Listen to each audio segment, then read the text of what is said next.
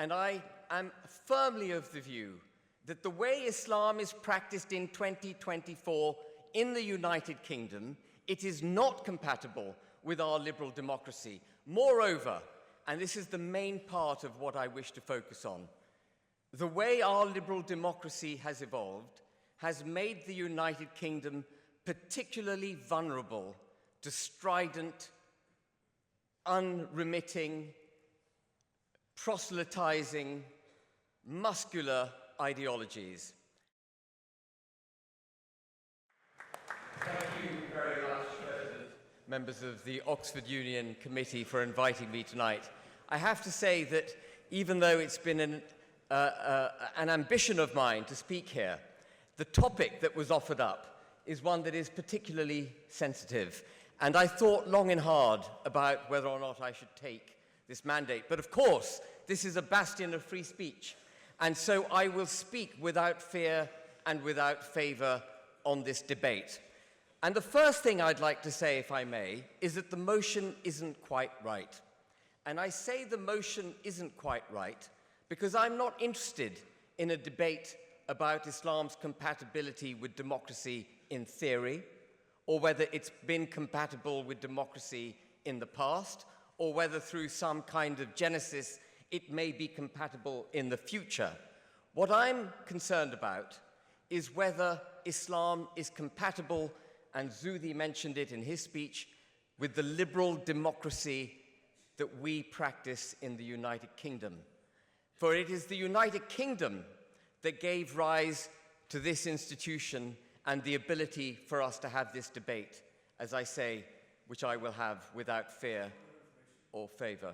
Isn't it very imperialist to assume and impose only one version of democracy, which is the British parliamentary democracy, the Western conception of the world, and assume that just because Muslim-majority countries do not adhere to the same rules and laws means that they must be incompatible with democracy? I'm not... No. You're misinterpreting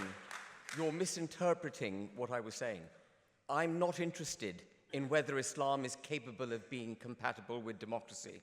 I'm only interested in whether Islam is compatible with our democracy in the United Kingdom, because I live in the United Kingdom and I'm a British citizen.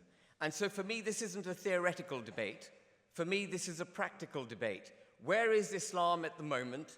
And where is our liberal democracy in the United Kingdom? So let me start with two anecdotes. 2 years ago, the Dean of Trinity College defended a junior fellow at Evensong when he described Jesus as being transgender and the wound on Jesus' chest that he received from a Roman spear as resembling a vagina. That dean still has his job. He attracted a bit of public opprobrium at the time, but it blew over within 48 hours, and he still has his job at Trinity College, Cambridge. Compare that to the fate of the grammar school teacher in Batley who circulated some caricatures of the Prophet Muhammad, was threatened with his life after circulating those pictures, was removed from his post immediately by his school, and still lives in hiding.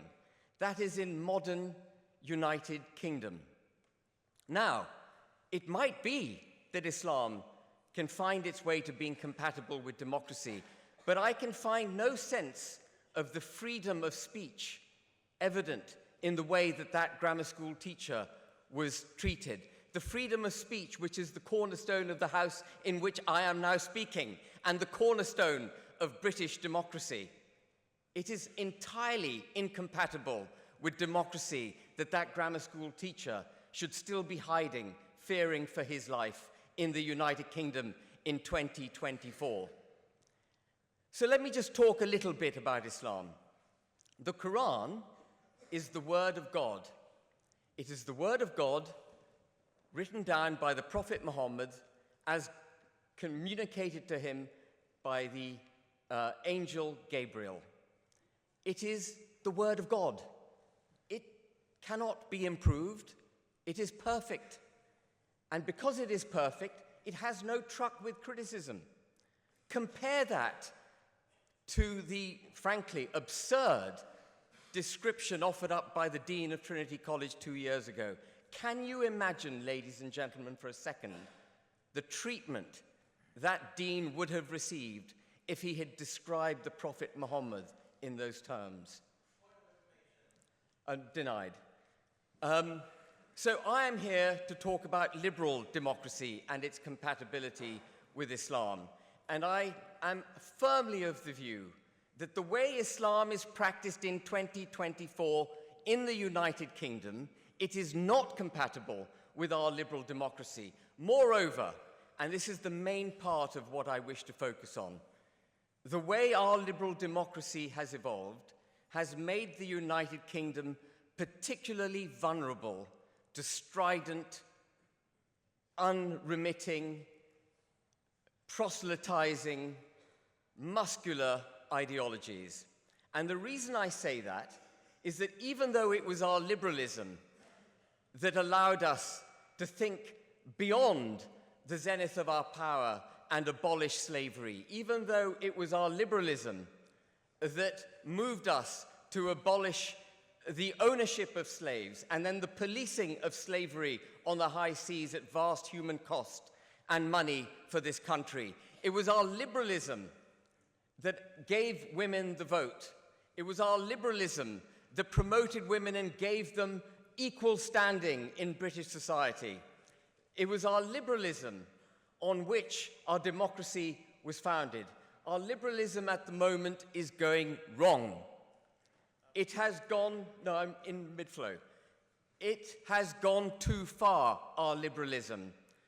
And I was interested to hear the debate between the current president of the union and various interlocutors before this debate started.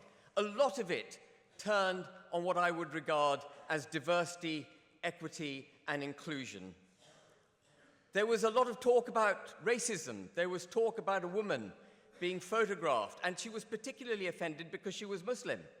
Why did that play any part in the description of her offense? Sure, she could be rightly offended for being photographed without her permission. The speaker mentioning about the ongoing event that involves a member of our committee was offended by certain comments made. I'm sure the speaker will not refer to that topic. Well, I'm sorry if I've offended anyone. I'll cease discussing that topic.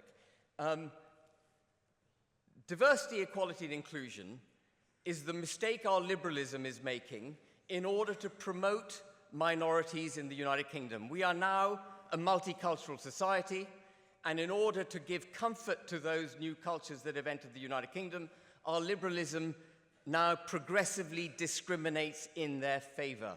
Democracy, which is for the majority, has taken a backseat to liberalism, which is for the individual. And what we've got in the United Kingdom, and make no mistake about it, is not an integrated, settled society. Through diversity, equity, and inclusion, and the promotion of minorities over and above, and if necessary, and often to the detriment of the majority, we have created cultural silos. And I'm not just talking about Muslims, I'm talking about Hindus, I'm talking about different forms of Muslims, and gender ideology, I don't really know how to describe them. All sorts of minorities are now being promoted, celebrated, and practiced in cultural silos.